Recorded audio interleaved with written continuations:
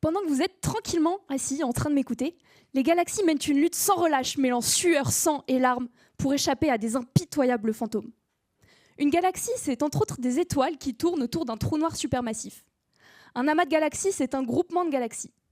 Les lois de la gravitation nous disent que dans un amas, le centre de gravité attire les galaxies qui risquent alors de s'effondrer les unes sur les autres.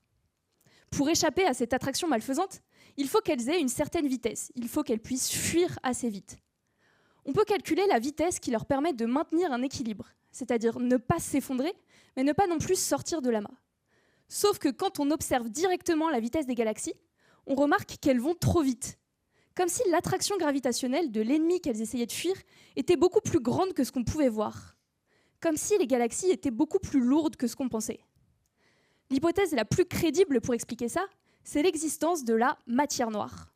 On aurait une matière invisible qui viendrait ajouter de la masse à celle des étoiles dans les galaxies, comme des fantômes lourds qui viendraient perturber les astres. Et ces fantômes, ils seraient présents en très grande quantité, puisqu'ils représenteraient 80% de la masse totale de l'univers. Aujourd'hui, la recherche de ces fantômes, c'est l'une des plus grosses enquêtes de la physique, avec d'innombrables suspects. La communauté scientifique doit se confronter à un gigantesque jeu de qui-est et doit procéder par élimination. On a d'abord tenté d'inculper les étoiles mortes qui ne rayonnent plus, les planètes ou les trous noirs stellaires, tous très difficiles à détecter, tous agissant dans l'ombre. Mais on a un outil très puissant qui s'appelle le fond diffus cosmologique. Cet outil, c'est une photo de l'univers il y a 13,8 milliards d'années, au moment de la formation des premiers atomes, donc bien avant la formation des étoiles. Et sur cette photo, on peut déjà voir des traces des fantômes. Si les fantômes étaient déjà là avant que les étoiles soient formées, on ne peut pas accuser les étoiles. On peut baisser cette case-là du qui-est.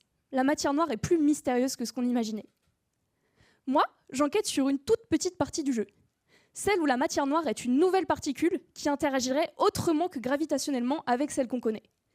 C'est-à-dire qu'au-delà du fait que les particules qu'on connaît et la matière noire s'attirent, les deux pourraient se rentrer dedans. Très peu, ça reste des fantômes. Et si ça arrive, les particules avec lesquelles les fantômes interagissent deviennent des témoins pouvant nous donner des informations sur leur identité.